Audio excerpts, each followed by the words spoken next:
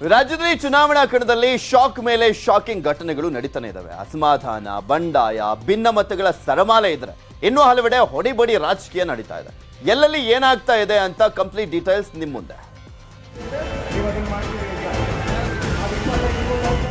ಕೊಪ್ಪಳ ಜಿಲ್ಲೆಯ ಗಂಗಾವತಿ ತಾಲೂಕಿನ ಮರಳಿಯಲ್ಲಿ ಡಿಜಿಟಲ್ ಕಾರ್ಯಕರ್ತರ ಸಮಾವೇಶ ನಡೆಯಿತು.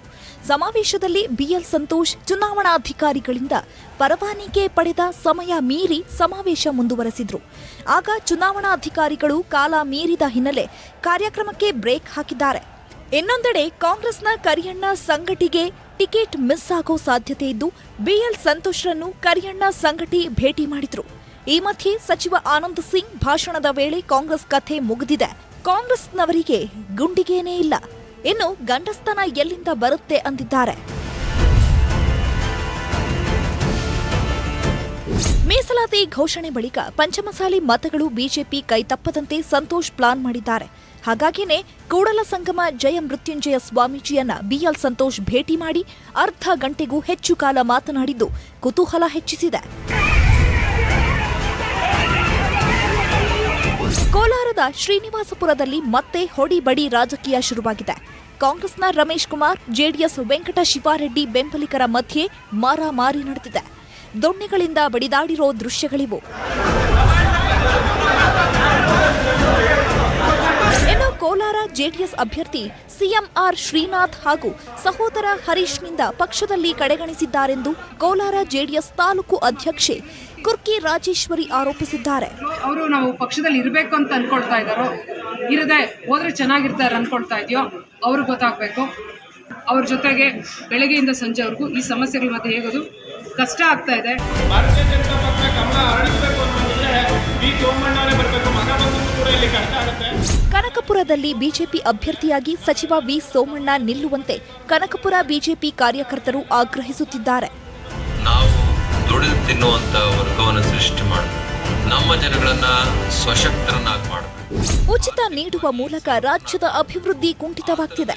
ರಾಜಕೀಯ ಪಕ್ಷಗಳ ಪುಕ್ಕಟೆ ನೀಡುವ ಪ್ರಣಾಳಿಕೆ ವಿರುದ್ಧ ನಂಜಾವಧೂತ ಸ್ವಾಮೀಜಿ ಅಸಮಾಧಾನ ವ್ಯಕ್ತಪಡಿಸಿದ್ದಾರೆ. ರಾಜ್ಯಗಳಲ್ಲಿ ನಾವು ನೋಡ್ತಾ ಇದ್ದೇವೆ, ಅಗತ್ಯಕ್ಕೂ ಮೀರಿ ಜನಗಳಿಗೆ ಸಾಲದ ಹೊರೆಯನ್ನು ಹೊರಿಸಿದ್ದಾರೆ. ಯಾಕೆ? Cheap popularity programmes. ಅಂತದ್ದೇ ಒಂದು ರಾಜ್ಯ ನಮ್ದು ಆಗ್ಬಾರ್ದಲ್ಲ? ಅಭಿವೃದ್ಧಿ ಇಲ್ಲ, ಜನಗಳ ಮನೆ ಬಾಗಿಲಿಗೆ ಎಲ್ಲ ಸೌಲಭ್ಯಗಳು ನೀವು ಕೊಡ್ತೀರಿ, ರಸ್ತೆ ಸರಿ ಇಲ್ಲ, ಇರಿಗೇಷನ್ ಇಲ್ಲ, ಮೂಲಭೂತ ಸೌಕರ್ಯಗಳಿಲ್ಲ, ಕೊನೆಗೆ ಅದೇ ಜನ ನಿಮ್ಮ ಮೇಲೆ ತಿರುಗಿ ಬೀಳುತ್ತಾರೆ. ಅಸೆಂಬ್ಲಿ ಕ್ಷೇತ್ರದ ಮತದಾರರಿಗೆ ಒಂದು ಅವಮಾನ ಆಗಿದೆ. ತುಮಕೂರಿನಲ್ಲಿ ಕಾಂಗ್ರೆಸ್ ಪಕ್ಷದ ವಿರುದ್ಧ ಕಾಂಗ್ರೆಸ್ ಅಲ್ಪಸಂಖ್ಯಾತ ಮುಖಂಡರ ಅಸಮಾಧಾನ ಸ್ಫೋಟವಾಗಿದೆ. ಮಾಜಿ ಶಾಸಕ ಶಫಿ ಅಹಮದ್ ಸುದ್ದಿಗೋಷ್ಠಿ ನಡೆಸಿ ಮುಸ್ಲಿಂ ಸಮುದಾಯದವರಿಗೆ ಟಿಕೆಟ್ ಕೊಟ್ಟಿಲ್ಲ, ಅಲ್ಪಸಂಖ್ಯಾತ ಸಮುದಾಯ ಬೆಳೆಯಲು ನಮಗೆ ಅವಕಾಶ ಕೊಡಬೇಕಂದ್ರು. ನಮ್ಮ ಒಂದು ಮನವಿಯನ್ನು ಸ್ವೀಕರಿಸಿ ಇವತ್ತು ಅದು 70,000 ವೋಟ್ ಪಡಿಬೇಕಾದ್ರೆ ಏಕೈಕ ವ್ಯಕ್ತಿ ಸನ್ಮಾನ್ಯ ಡಾಕ್ಟರ್ ರಫೀಕ್ ಅವರು ಬಿಟ್ಟರೆ ಕಾಂಗ್ರೆಸ್ನಲ್ಲಿ ಮತ್ತೆ ಇನ್ನು ಬೇರೆ ಯಾವ ಅಭ್ಯರ್ಥಿಯನ್ನು ನಮಗೆಲ್ಲರೂ ಕಾಣ್ತಾ ಇಲ್ಲ.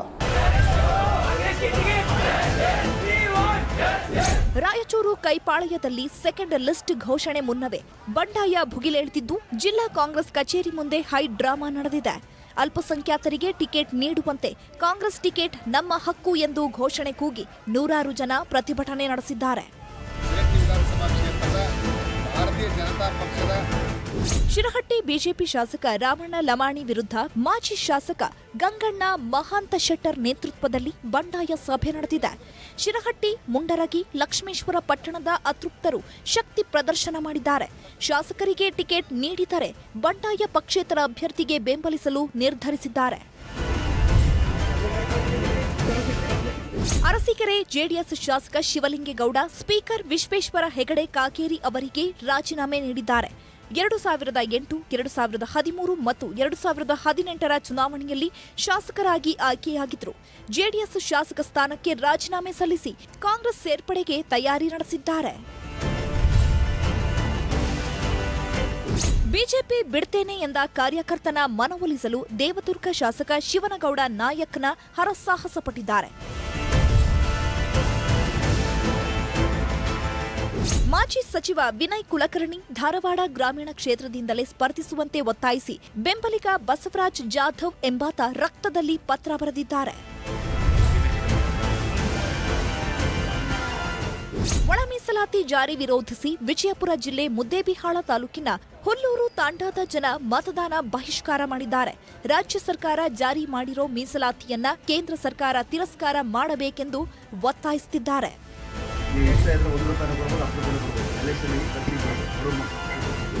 ಕಾಂಗ್ರೆಸ್ ಬಂಡಾಯ ಅಭ್ಯರ್ಥಿ ಇಲಿಯಾಸ್ ಶೃಂಗೇರಿ ಕ್ಷೇತ್ರದ ಗೋರಿಗಂಡಿ ಗ್ರಾಮದಲ್ಲಿ ಮನೆ ಅಂಗಡಿಗಳಿಗೆ ಹೋಗಿ ಹಣ ಸಂಗ್ರಹಿಸುತ್ತಿದ್ದಾರೆ. ಶೃಂಗೇರಿ ಕಾಂಗ್ರೆಸ್ ಶಾಸಕ ಟಿಡಿ ರಾಜೇಗೌಡ ವಿರುದ್ಧ ಇಲಿಯಾಸ್ ಅಸಮಾಧಾನ ವ್ಯಕ್ತಪಡಿಸಿದ್ದು ಬಂಡಾಯ ಅಭ್ಯರ್ಥಿಯಾಗಿ ಕಣಕ್ಕಿಳಿಯಲು ತಯಾರಿ ನಡೆಸಿದ್ದಾರೆ. ಕಲಬುರಗಿಯ ಲಕ್ಷ್ಮೀನಗರ ಜ್ಞಾನಗಂಗಾ ಕಾಲೋನಿ ನಿವಾಸಿಗಳು ಬಡಾವಣೆಯಲ್ಲಿ ಮೂಲಭೂತ ಸೌಕರ್ಯ ಕಲ್ಪಿಸಿಲ್ಲ ಅಂತ ಚುನಾವಣೆ ಬಹಿಷ್ಕಾರಕ್ಕೆ ನಿರ್ಧಾರ ಮಾಡಿದ್ದಾರೆ. ಏನ್ ಮಾಡ್ಯಾರು? 20 ವರ್ಷ ಆಯ್ತು, ಇಲ್ಲಿವರೆಗೆ ಏನೂ ಇಲ್ಲ. ನೀರಿನ ತೊಂದರೆ, ಸ್ಕೂಲಿಗೆ ಹೋಗ್ಬೇಕಂದ್ರೆ ಮಕ್ಕಳಿಗೆ ತ್ರಾಸು. Bureau report, news 18.